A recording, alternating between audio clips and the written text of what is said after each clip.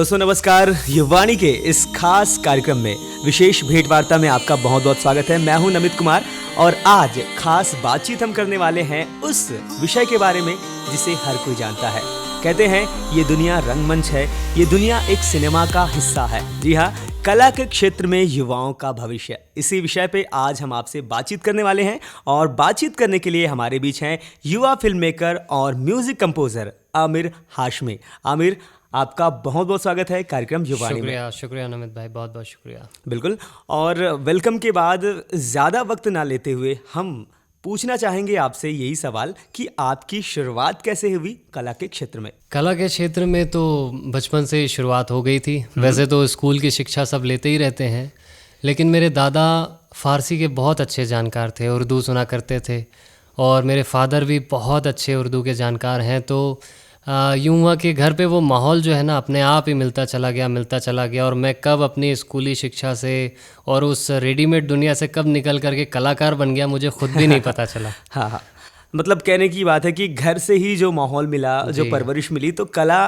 रग रग में है जी।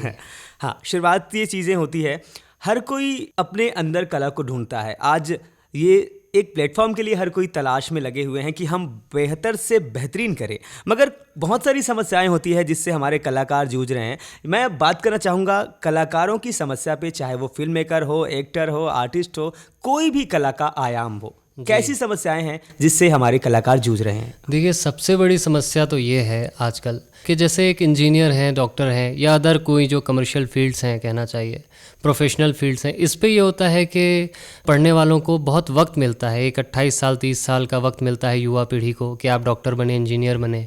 आपको इजाज़त मिलती है, सहूलियत मिलती है, घर से फाइनेंस मिलता है, और घर वाले भी खुश रहते हैं आपके डॉक्टर इंजीनियर जी। लेकिन कलाकार के साथ में दिक्कत ये है कि उससे ये एक्सपेक्टेशन, ये उम्मीद रखी जाती है कि 20-22 साल में रातों रात वो किसी रियलिटी शो में आ जाए और रातों रात जो है एक सितारा बनकर उभर जाए। जो एक बहुत बड़ा मुश्किल टास्क है, और उसके लिए ना इजाज़त मिलती है, ना फाइनेंशियल सपोर्ट मिलता है, बल्कि उल्टा हमें ये ज़रूर कहा जाता है कि बेटा कुछ तो कर लो ज़िंदगी में। तो ये एक बड़ी समस्या है। बिल्कुल, इसके चलते जो है आज युवा जो है वो जल्दबाजी में रहता है और भटकता भी है। फिर भटकाव की आपने जैसे कि बात की ही, बहुत हद तक बहुत सारी चीज़ें हैं जो थोपी जाती है या युवाओं के लिए जूझना पड़ता है कि अब टू नेक्स्ट क्या हो, हम कैसे इन समस्याओं से खुद को निकालें। देखिए, अब टू नेक्स्ट तो ये है कि सबसे पहले ये समझने की ज़रूरत है कि जैसे एक डॉक्टर है, इंजीनियर है, सीए है, एडवोकेट है, उसी तरीके से चाहे जो भी आप कला के क्षेत्र में बनना चाहते हैं, उससे रिलेटेड एक शिक्षा का सिस्टम बना हुआ है। इससे सबसे बड़ा दिक्कत ये है कि युवा इससे वंचित है। वो 11-12 पढ़ेगा, उसके बाद में बिल्कुल तुरंत जो है बॉम्बे की तरफ भागता है कि मैं बिल्कुल जा कर के, जितनी कहानियाँ सुनी हैं मैंने बड़े बड़े सितारों की, मैं जा कर के बिल्कुल रातों रात और वहाँ जा कर के स्ट्रगल करूँगा और यहाँ जाऊँगा, वहाँ जाऊँगा। लेकिन वो क्या छोड़ कर के चल देता है? शिक्षा छोड़ करके। जबकि ज़रूरत यह है कि आप एक्टिंग करना चाहें, सिंगिंग करना चाहें, है ना, या कोई भी फील्ड कला के क्षेत्र में आप जाना चाहें, आपको सबसे ज़्यादा ज़रूरी ये है कि आप उस क्षेत्र की पढ़ाई करें और सीधे बॉम्बे ना भागें। क्योंकि मैं आपको एक चीज़ बताऊं, अहम बात यह है कि अब इंडस्ट्री में वो दौर चला गया जब सड़क से सिंगर उठाए जाते थे, या सड़क से कोई, हाँ भाई ये अच्छा मिमिक्री कर रहा है, चलो इसको फिल्म में ले लिया जाए, है ना। अब इंडस्ट्री में, बॉलीवुड इंडस्ट्री में या फिल्म इंडस्ट्री में बहुत स्किल्ड आदमी चाहिए, बहुत अनुभवी और बहुत ही पॉलिश्ड आदमी चाहिए। देखिए, एक चीज़ मैं आपको बिल्कुल सादी भाषा में बताऊं कि जैसे कोई आपको ताजमहल से बड़ा ताजमहल बनाना है, तो आप वो किसके लिए संभव है? एक इंजीनियर के लिए। भाई आपको पहले इंजीनियरिंग करे नहीं होगी, तब आप कहीं जा कर के बहुत अच्छा ताजमहल बना पाएंगे, आपको समझ होगी, है ना। लेकिन आप बिना शिक्षा के आप ये सोचें कि मैं ताजमहल से बेहतर ताजमहल बनाऊंगा, तो ये बिल्कुल भी संभव नहीं है, मुमकिन नहीं है। इसलिए किसी भी क्षेत्र में अगर आपको आगे बढ़ना है, you have to study well. बिल्कुल, इंस्टीट्यूशन का योगदान बहुत ज़रूरी है, वेल प्रिपेयर्ड होना बहुत ज़रूरी है। अब बात करते हैं प्लेटफॉर्म्स की। कला की दुनिया, बॉलीवुड की दुनिया में चीज़ें बहुत सारी है, मगर वास्तविकता क्या है युवाओं को लेके? हिंदुस्तान में सबसे बड़ी हमारे पास में एक कमी है, हमारे यहाँ वेस्टर्न डांस की यूनिवर्सिटीज़ नहीं हैं जो एक डांस को, जैसे कोई कथक करना चाहता है या भरतनाट्यम करना चाहता है, उनके लिए प्रॉपर क्लासिकल प्रॉपरली है। लेकिन आज एक बहुत बड़ा युवा वर्ग वेस्टर्न डांस की तरफ जा रहा है और ऐसे युवा पूरे देश भर से निकल करके दिल्ली और बॉम्बे जाते हैं स्ट्रगल करने।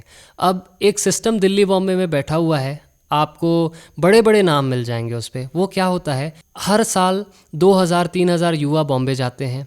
अब वो डांस करते हैं, है ना, क्या करते हैं, वो किसी XYZ नाम के इंस्टीट्यूशन में एडमिशन ले रहे हैं जो किसी भी गवर्नमेंट की संस्था से मान्यता प्राप्त नहीं है, वो कोई यूनिवर्सिटी तो है नहीं, है ना, किसी बड़े डांसर फेमस कोई शख्सियत है तो भैया वहाँ पर हमने एडमिशन ले लिया। अब होता ये है कि वो जो डांसर हैं जो उनके पीछे डांस कर रहे हैं, है ना, वहाँ सीख रहे हैं, ये लोग इंडस्ट्री में as a background dancer supply किए जाते हैं, है ना। अब वो हमसे भी पैसे लेते हैं, मतलब फिल्म मेकर से भी पैसे ले रहे हैं कि हम आपको डांसर दे रहे हैं, है ना, और बच्चों से भी कम से कम 2-2 लाख 3-3 लाख फीस ले रहे हैं। और वो बच्चा जो किसी करोड़पति अरबपति घर का भी है, वो वहाँ जा कर के एज आ स्ट्रगलर कहीं किसी झोपड़ी में रह रहा है, बड़ी मुश्किल से अपने दिन काट रहा है वहाँ पर। तो होता ये है कि दोनों ही तरफ से वो फंस जाता है। और वो बैकग्राउंड में डांस करने वाला बच्चा जो है, जो युवा है, वो कभी भी उस सिल्वर स्क्रीन पर नहीं आ पाता जिसके वो सपने लेकर के मुंबई आया है। दूसरी एक महत्वपूर्ण बात इस पे ये होती है कि 3 साल 4 साल, जैसे मैंने ख़ास करके कहा कि युवा, ख़ासकर 11-12 के बाद में जो युवा सीधे बॉम्बे भागते हैं स्ट्रगल के नाम पर, तो ये लोग क्या होता है कि 4 साल बाद जब अपना ये पूरा वक्त ख़राब करके आते हैं, भाई उनको तो एट ए टाइम बड़ी खुशी रहती है कि मैंने अक्षय कुमार को देख लिया या मैंने सलमान साहब को देख लिया या उनके साथ सेल्फी ले ली है, तो बड़ा मज़ा आता है। 3-4 साल बहुत मज़ा आता है, लेकिन घर से पैसे खर्चे रहते हैं, खर्च होते रहते हैं और शिक्षा बंद हो जाए रहती है। लेकिन अब वो जब वो घर वापस आता है तो सिवाय डांस एकेडमी खोलने के और सिवाय एक संगीत विद्यालय खोलने के कुछ नहीं कर सकता। उसका रोजगार है नहीं, घर कैसे चलेगा, कुछ नहीं कर सकता। तो वो एक बहुत बड़ी समस्या, एक यूथ, मतलब आज के युवा को ये समझना होगा कि आप हिंदुस्तान के किसी भी कोने में रहें, आपके अंदर काबिलियत है तो बॉम्बे आपको खुद बुलाएगा, आपको कोई स्ट्रगल करने की ज़रूरत नहीं है, है ना। बिल्कुल। और अगर आपके अंदर काबिलियत नहीं है तो आप ऐसे 50 साल आपके पीछे डांस करते हुए या पीछे गाते हुए या किसी भजन में कोरस करते हुए या किसी कव्वाली के पीछे कोरस करते हुए आपके सालों निकल जाएंगे और आपका कोई भविष्य नहीं दिखेगा आपको। बिल्कुल। तो दोस्तों, ये बहुत अच्छी बात आमिर हाशमी साहब ने कही कि अगर आप में जज्बा है, टैलेंट है, तो वो निखरेगा ज़रूर। आपको खुद से मेहनत करने की ज़रूरत है, खुद को तराशने की ज़रूरत है। अब जो ज़रूरी सवाल मेरे मन में आ रहा है कि व्हाट टू नेक्स्ट, क्या कर सकते हैं फॉर अपने आप को आगे बढ़ाने के लिए। मैं सबसे पहले हर युवा से कहना चाहता हूँ, यार प्लीज़ अपने माँ बाप की बातें सुनो, उन्होंने दुनिया देख रखी है, प्लीज़ उनकी बातें सुनो, ठीक है।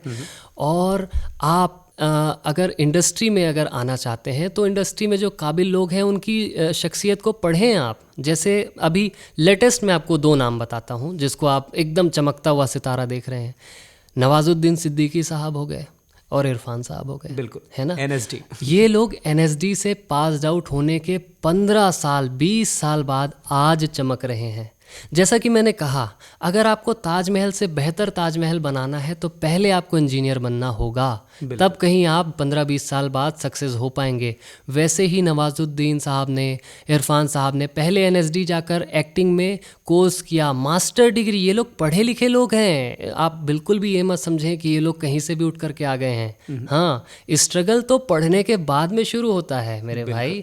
बिना पढ़े लिखे, बिना शिक्षा के आप यूं ही स्ट्रगल करते रहेंगे, कुछ नहीं मिलने वाला। बिल्कुल। तो ये बहुत अच्छी बात कही आमिर हाशमी ने। और दोस्तों, चलते चलते हम आपसे यही कहना चाहेंगे कि अपने अंदर का जो हुनर है, अपनी जो काबिलियत है, आपको खुद से तलाशने की ज़रूरत है। जाने से पहले क्या मैसेज, क्या संदेश देना चाहेंगे युवाओं को। एक ही मैसेज देना चाहता हूँ कि बी हैप्पी। किसी भी हाल में हंसना मत छोड़िए। आप जिस दिन भी परेशान है ना, वो आपका सबसे ख़राब दिन है। हर सुबह देखिए, आप अपने सारे सपनों को, जो भी आप करना चाहते हैं, रात में सोच करके अच्छे मन से, पाक मन से, अपने माता पिता का आशीर्वाद लेकर के, उनसे दुआ लेकर के सोएं। सुबह देखेंगे जब आप उठेंगे तो आपके मन में अपने आप 100 तरीके के आइडियाज़ रहेंगे कि कोई काम में कैसे आगे बढ़ना है। क्या बात है। तो आमिर हाशमी साहब, आपने इतना वक्त निकाला, हमारे स्टूडियोज़ में आए, हमारे साथियों से बातचीत की, इसके लिए बहुत बहुत धन्यवाद। बहुत बहुत शुक्रिया।